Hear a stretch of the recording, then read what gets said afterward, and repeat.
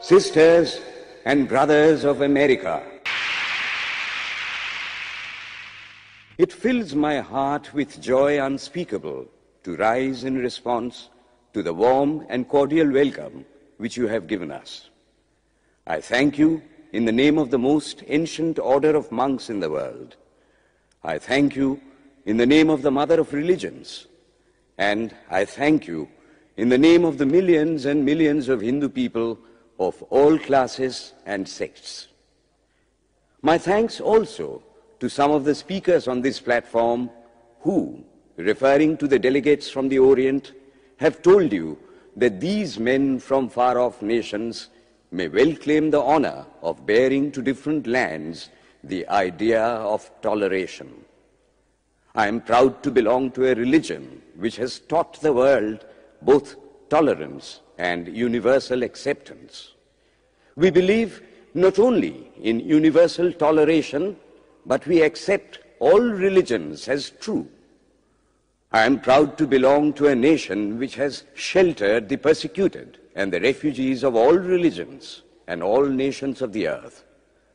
I am proud to tell you that we have gathered in our bosom the purest remnant of the Israelites who came to southern India and took refuge with us in the very year in which their holy temple was shattered to pieces by Roman tyranny.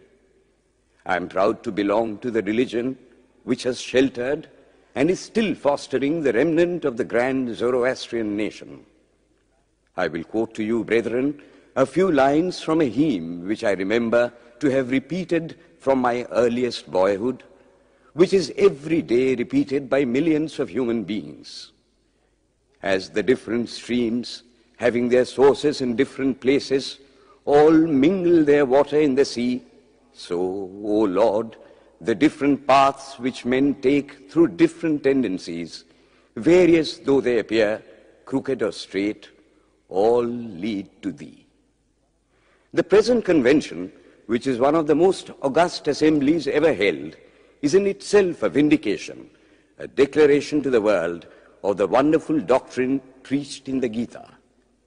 Whosoever comes to me, through whatsoever form, I reach him. All men are struggling through paths which in the end lead to me.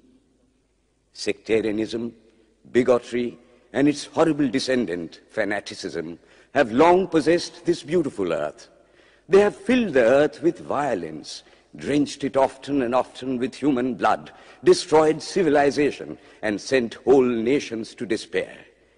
Had it not been for these horrible demons, human society would be far more advanced than it is now. But their time is come, and I fervently hope that the bell that tolled this morning in honor of this convention may be the death knell of all fanaticism, of all persecutions with the sword or with the pen, and of all uncharitable feelings between persons wending their way to the same goal.